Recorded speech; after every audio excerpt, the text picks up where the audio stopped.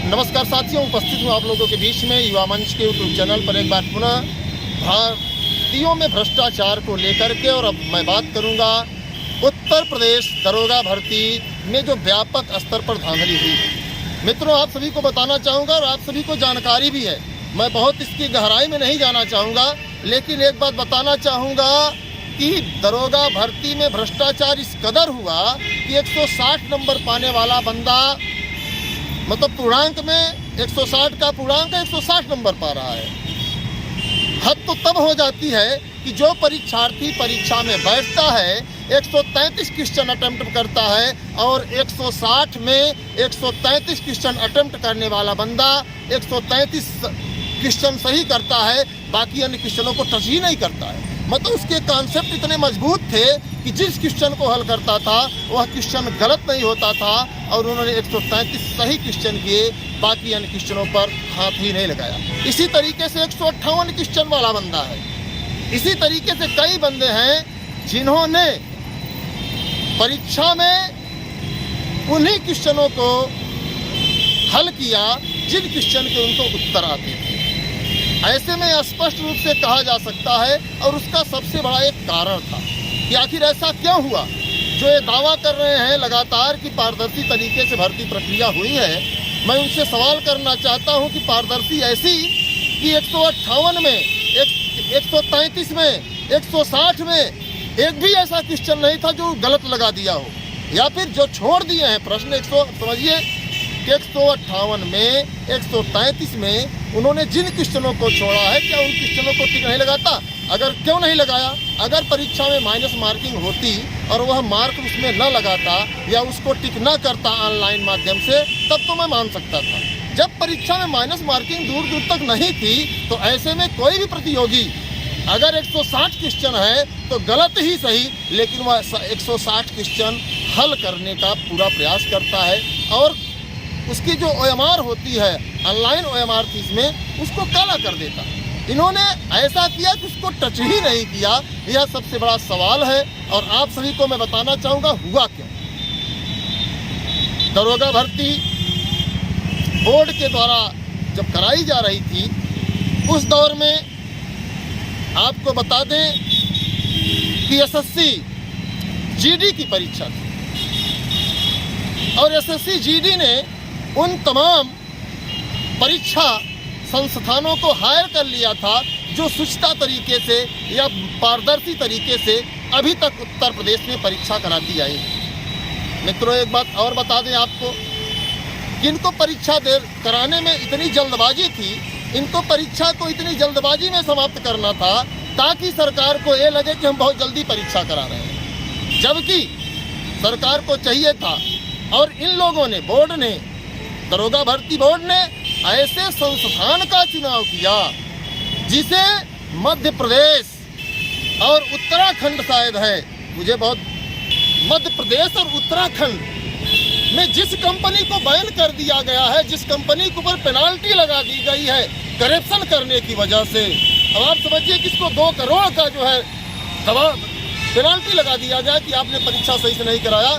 सरकार की कुजामत तो हुई ही, साथ ही साथ अब क्या बताएं, मुझे हंसी भी आ रही है कि साथ ही साथ इस पर पेनाल्टी लगा दी गई कि आप 2 करोड़ रुपए भरिए, सरकार को नुकसान हुआ है।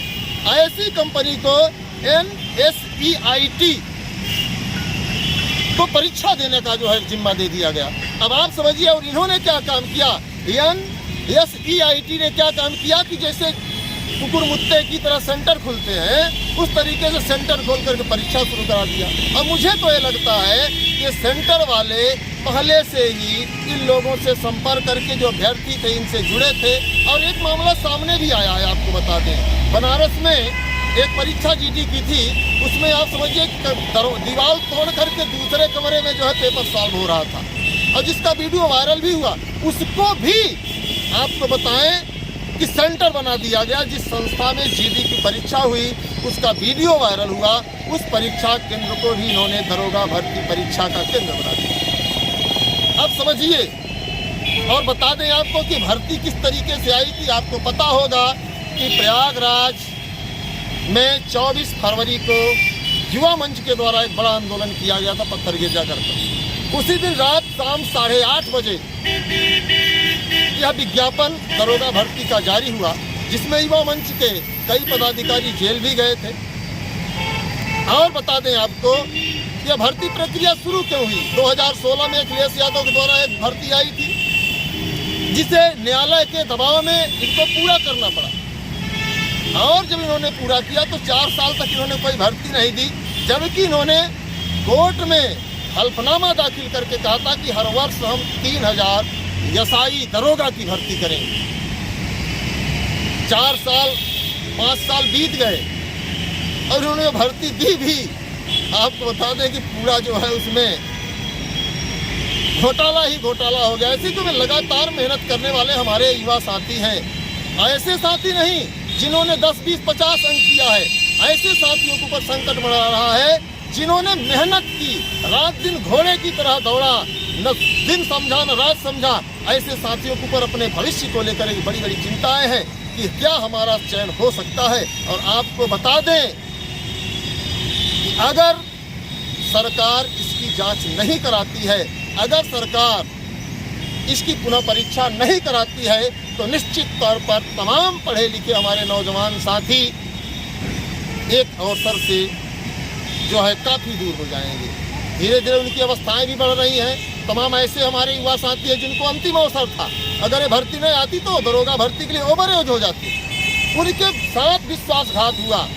सरकार से अपील भी है और तमाम साथियों से जो साथी दरोगा भर्ती में शामिल हुए हैं। हालांकि ये वीडियो उन साथियों के लिए थोड़ा सा पीड़ादायक होगा जिन्होंने सेंटर खरीद करके मोटी रकम दे करके जो है अप्रत्याशित अंक 133, 158, 160 में 160 हासिल किए हैं। उनको थोड़ा पीड़ा पहुंचा सकती है, लेकिन उनकी भी वेदना आपको समझनी होगी जिन्होंने रात दिन मेहनत करके, जिन्होंने रात दिन खून पसीना बहा करके प्रयास किया और आप ऐसे मोड़ पर हैं कि यह उनके लिए अंतिम अवसर है। अगर इस अवसर में उनका सिलेक्शन नहीं हुआ तो पूरे जीवन दरोगा नहीं बन सकते हैं। तो ऐसे में इस भर्ती परीक्षा में हुए भ्रष्टाचार की हम लोग सीबीआई जांच चाहते हैं। हमें नहीं कह रहे हैं कि सरकार परीक्षा पुनः कराए, लेकिन जो धांधली हुई है, जो भ्रष्टाचार हुआ है, उन भ्रष्टाचारियों को सरकार सीबीआई जांच करा करके जेल भेजे। इतना तो सरकार कर ही सकती है, अन्यथा की स्थिति में सरकार से तो युवाओं का भरोसा उठ ही रहा है और सरकार के सिस्टम से भी भरोसा उठ जाएगा।